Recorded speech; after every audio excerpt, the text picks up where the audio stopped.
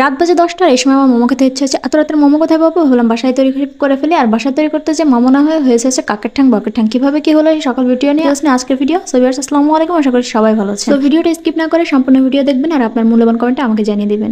So let's start. এর জন্য আমাদের লাগবে মুরগির বুকের মাংস। আর এখানে নিয়েছি আমি পেঁয়াজ কুচি, আদা রসুন আর হচ্ছে কাঁচামরিচ বেটে নিয়েছি। আর বড় সাইজের 2টা পেঁয়াজ আমি কেটে নিয়েছিলাম। এখন এই মুরগির বুকের পিসটা এরকম নিয়ে খুব ভালো করে এরকম ছোট ছোট করে আমি কিমা করে নেব। আমি যদি সহজে কিমা করছি, আপনারা ব্লেন্ডারে ব্লেন্ড করে নিতে পারেন, শিল্পাটায় বেটে নিতে পারেন। তো আমার যে কিমা করা শেষ, এখন আমি একটা বাটিতে নিয়ে নিলাম। তার ভিতরে পেঁয়াজ কুচি আর রসুন, আদা, কাঁচামরিচ বাটাটাও দিয়ে দিলাম। এরপর এখানে পরিমাণ মতো আমি দিয়ে দেবো লবণ, তারপরে দিয়ে দেবো শুকনো মরিচের গুঁড়া, আর দিয়ে দেবো এই যে ম্যাগি মশলার একটা মশলা সহ, আর দিয়ে দেবো কিছুটা কাঁচা জিরা। এবার এর ভিতরে দিয়ে দিব গাজর কুচি আর ধনিয়া পাতা, এগুলো আমার স্টোর করা ছিল। এবার দিয়ে দেবো এর ভিতরে সয়া